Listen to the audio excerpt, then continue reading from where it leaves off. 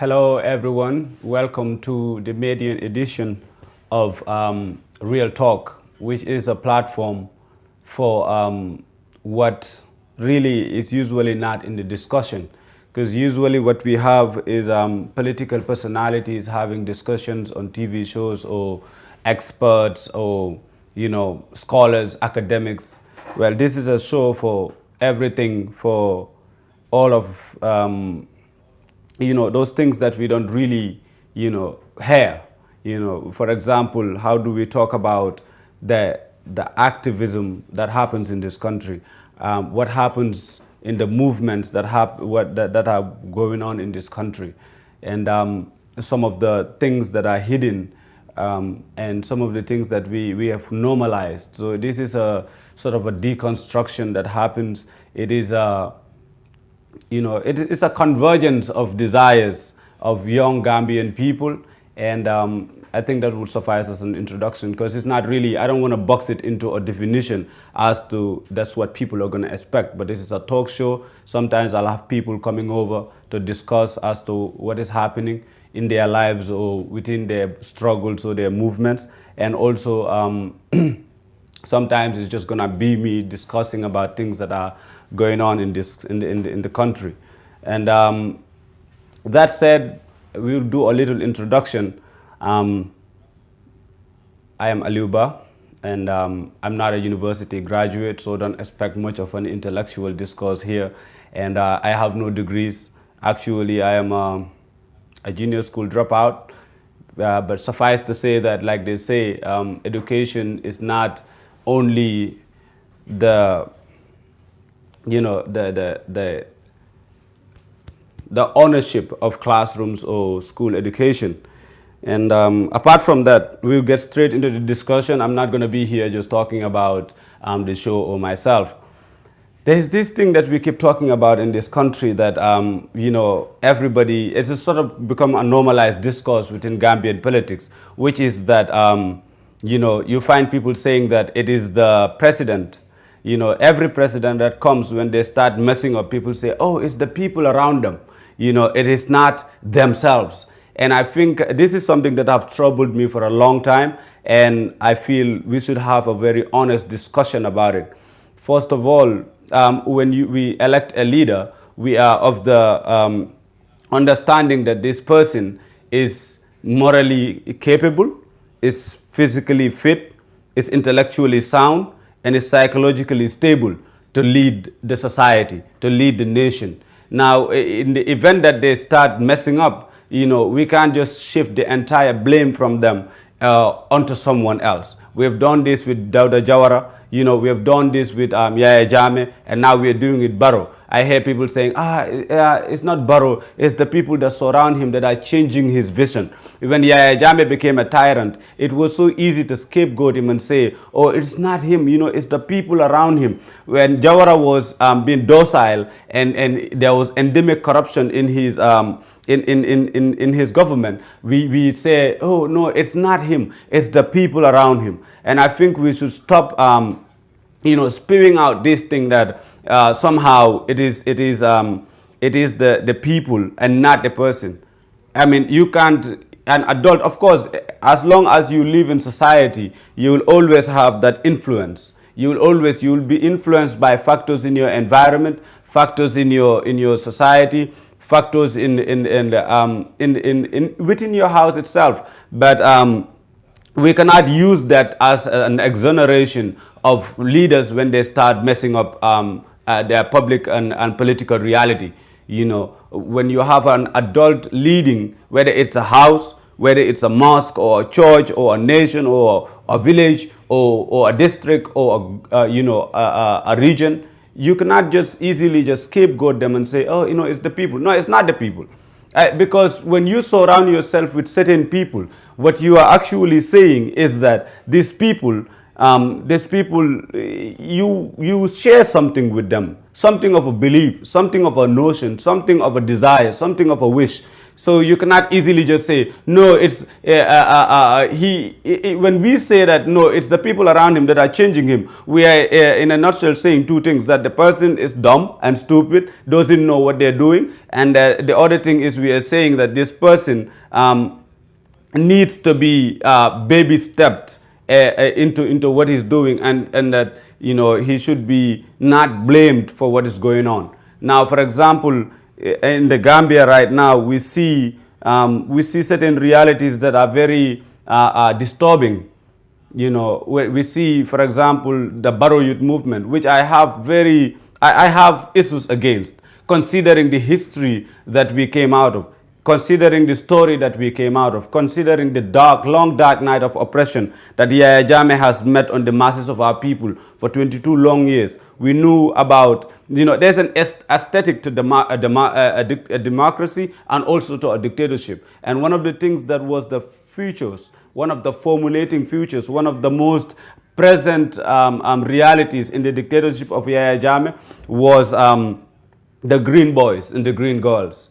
And we see this, and we know this was a problem. When Yahya Jammeh rallied young, unemployed young people, you know, young people who could have been instrumental, who he could have developed the University of the Gambia and made it into something worthwhile, made it into something that could could generate a conscious citizenry, a conscious young people, a people who would be able to develop this nation. But he didn't do that, because a dictator doesn't want an educated masses. He doesn't want a mass that could critically think. So what he did was very simple. It was to rally this potential critical mass that could have been the salvation of this country and create a cult around himself, and create this aesthetic around himself, this image around himself, that the young people love him so much that they won't go to school, that they won't study, that they won't do anything. They will just, run after him. And when you look at this from the TV, you're like, wow, the young people really love this guy. And I'm not saying that's what Barrow is trying to do with the Barrow Youth Movement for National Development, but it reminds Gambians across political lines, across tribes, across religions, across regions, across every form of affiliation. It reminds Gambian of what is going on, of the trauma that they think they are out of. And I think that is one of the problems, and that we should talk about this, and we should deconstruct it, and we should prevail on the president that not repeat a history that has been very destructive, and have been one of the reasons why Gambia is where it is today.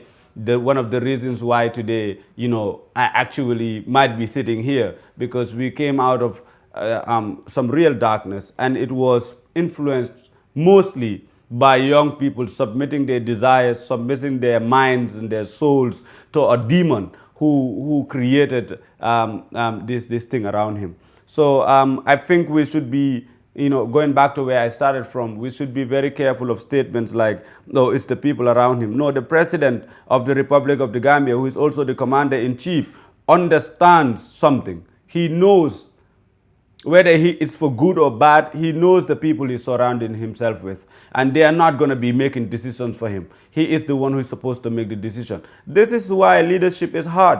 I mean, if you know you cannot do it, then don't do it. But don't try to don't try to bring about this rhetoric around him, where we say, oh yeah, hamga nit yiko surround la mol mi yalan ko wala babala wala tina abe nyimbela, amang kate fongoti ate mo kendolati amang fello nyimu mo kendolati nying ate manke o mo sifade mi yalan ko komi Yaya Jammeh mi yalan ko min diata ala fola kel but that he is only changing.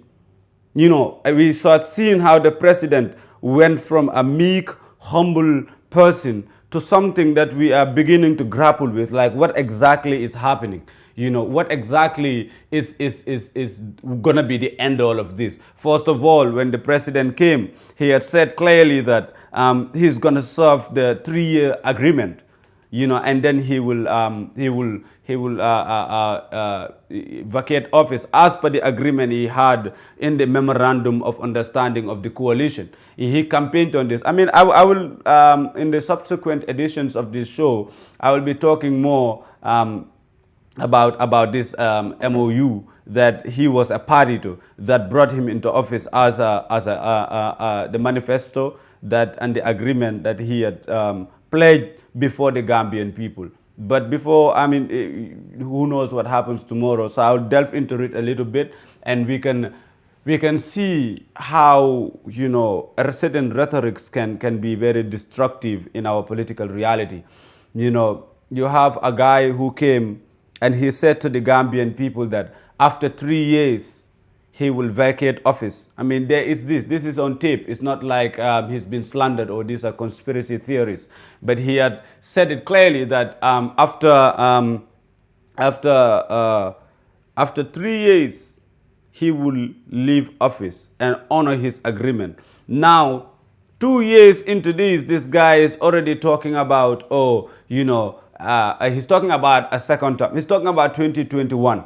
And we have to be very careful, because a human being, because a leader is not just a political leader, but also he is a moral leader.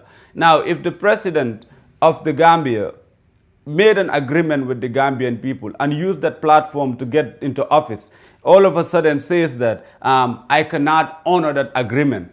And we didn't say anything except to say, no, it's the people around him that are changing his views. But left to him alone, he would not have said these things. He would have accepted. No, he made a conscious decision. He knows that this is a decision he has to make. So I think it's about time Gambians are done with this notion that leaders in this country fail because the people around them are making them fail. He has a mind, and this mind is a gift from God to make and execute and discriminate between what is good and bad. And he has done this. We have seen in his speeches, you could tell that he knows what he is saying. He knows what he's doing. So the leader, the president of the Republic of the Gambia, henceforth should be made responsible for what they say and what they act on. This cannot be the excuses we keep making for our leadership. When he appointed Alieu Bah, the former speaker of the National Assembly during Jammeh's time, who actually Jammeh used his parliament when he was a speaker to declare a state of emergency. You guys would remember that, right? During the Gambia has decided political impasse. A guy like that, a ruthless human being like that, who wouldn't hesitate to plunge Gambia into a civil war, appointed as an ambassador to South Africa, and everybody was like, no, it's the people. The people have already started talking to him. No, the people are not talking to him. He is playing a political game, and we know what this game is. This populist notion, this trying to win over a certain segment of our society, and this is not gonna, this cannot work.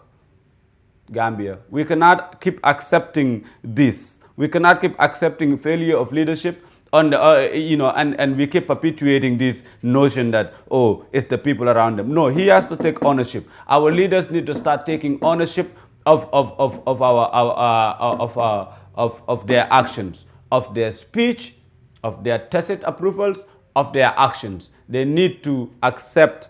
We need to accept, and we hold them to their word. We cannot keep giving them this excuse that, no, it's the people. No. And this is something that I am very passionate about. So I keep repeating it because I want it to stick. Psychologically, when you repeat something, it sticks. So I want this to stick in our psyche, that we cannot keep exonerating our leaders when they fail or when they're failing with this statement, this cliche that, oh, it's the people around them that are making them fail. Yeah, Jammeh made a conscious decision to be a dictator, to kill our people, to humiliate our people, to torture our people. Likewise, like Jawara did. Jawara made a conscious choice to be the president he is. When you are influenced, when every human being has this innate understanding that, of what is good and bad. What, when our leaders, any day our leaders start focusing on the developmental priorities of our people, when you go around this country, when you just go around urban Gambia, the type of suffering, the type of poverty, the type of pain that you see in this country, if our leaders were able to see that and out of mercy and they are moved into compassion and into determination to develop this nation, they wouldn't be making things like this. The president of the Gambia should be concentrating on what is important right now. What is important right now is that you develop this country and stop the politicking and stop doing these things that are really very disturbing. Like the Barrow Youth Movement should be dismantled and it should be replaced by nothing. Basically, we have you are a transitional president. What you should do is to unite our people, and bring about bring out our uniting fronts and try not to create cults around you or organizations around you or institutions around your name, that will create division within this country. So I think we need to we should remember that it's two things I spoke about, that this show is about. This is all part of the introduction of the show, and I got a pretty bit heated. I'm sorry when I came off as a bit passionate and heated, but I believe that in this time, in this day and age, we cannot be just all all slow about the development of this country. I think what is going on is very serious. We have a country to build, a country that has been ravaged and destroyed by one human being who decided that this country belongs to him and will do whatever, to maintain that reality. And we voted him out on the 1st of December 2016 in the hopes that things would change, that we will not have another human being who will come and usurp the power of the Gambian masses. The Gambian masses who are mostly very poor and impoverished, Gambian people who are mostly, die of sick, of curable diseases in the hospital. The Gambian people who, sometimes don't even have clean water for the most part, and doesn't have proper electricity, doesn't have proper jobs, doesn't have proper education, doesn't have anything that is proper. This is what we are still grappling with. So I think our leaders should recognize this, that we are at a crossroads. We are not, we call this a democracy, but democracy is not just theory. It is not just an aesthetic that you create. Right now we are seeing the spring out. There are certain things happening that reminds every Gambian of Yaya Jammeh, whether they are PDI supporters or UDP supporters or APRC supporters, or any other political party or whatever tribe they come from or whatever religion they come from, which is, we see the Barrow Youth Movement, which reminds us of the Green Boys. And then we see the billboards springing up that reminds us again of Yaya Jammeh. This is really frustrating, when we thought that we are out of that now, creating this aesthetic, this art of dictatorship around the nation. We thought that we would be done with this now, and that we will have a leader who is humble enough to recognize that the leadership, the institution of the presidency is not about a human being, but it's about the people. The people own that place. You are nothing but a servant to the Gambian masses. That Barrow should recognize this. Because again, going back, we are at a transitional point where we think sometimes I think, are we really in a democracy? So we are like in this transitional phase between a democracy and a dictatorship. And it is Gambians who are going to make it happen. We must also realize that, we can complain all we want, we can talk all we want, but at the end of the day, what is going to happen is that the Gambian people need to take ownership of this country. That it is not going to be politicians who will save us. It's not political parties that will save us. It's not religious leaders or religion that will save us. It is not regional affiliations or tribal affiliations that will save us, but the collective coming together, the collective becoming of this Gambian power, beyond this rhetoric of nationalism or patriotism, but just the recognition that we are all human and we are all on this plane and we are all Africans and we share something in common. We come together and we gel together and we own this country. We show these politicians, whether they are presidents or ministers or alcalos or safos, any institution of leadership, to show them clearly that, listen, we are the ones who, you are only a leader when the people are behind you. But when the people are not behind you, you are not a leader. The people, if for example, the whole country stand up today and say Barrow has to go, he will go. Because then you have no mandate.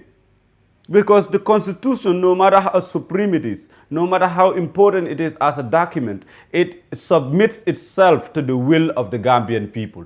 It will never be anything except a document that is reflective of the desire of the Gambian people.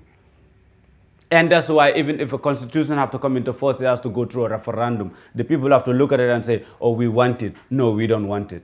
So we must always remember we have the power. We were able to defeat a dictator of 22 years without violence. What do we have? We have that power. We voted and we took him out. So the will of the people will be done only if the people recognize the intensity and the importance of that power. We must recognize our power. This is not this show. I don't support any political party as of now. So you be rest assured that this is not going to be a political platform where it's going to be a political party platform where a certain politician or political party or religious leader or religion or tribe would be promoted, because that will never happen on my show and under my watch. And so this is it. This is the median introduction of this show. It will be coming your way every Thursday at 4:30, and it was good having you sharing your ideas. I will read the comments later and see how we can continue this discussion online and offline on my Facebook page, Alieu Bah.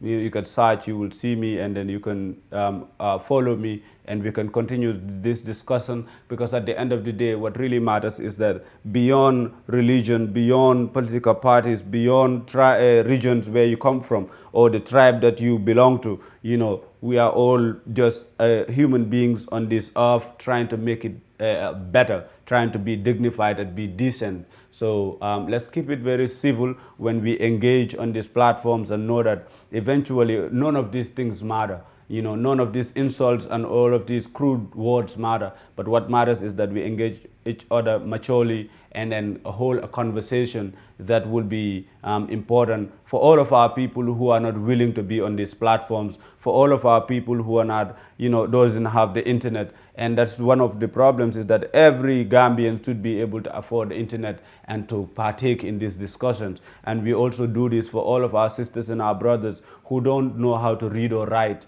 So in the subsequent editions, I'll be using the local language. I'm very fluent in Mandinka, and Wolof, my Fula is pretty bad, but I will try. So, let's try to gel it together. All right, my Gambian people. All right, peace, one love. See you on the other side.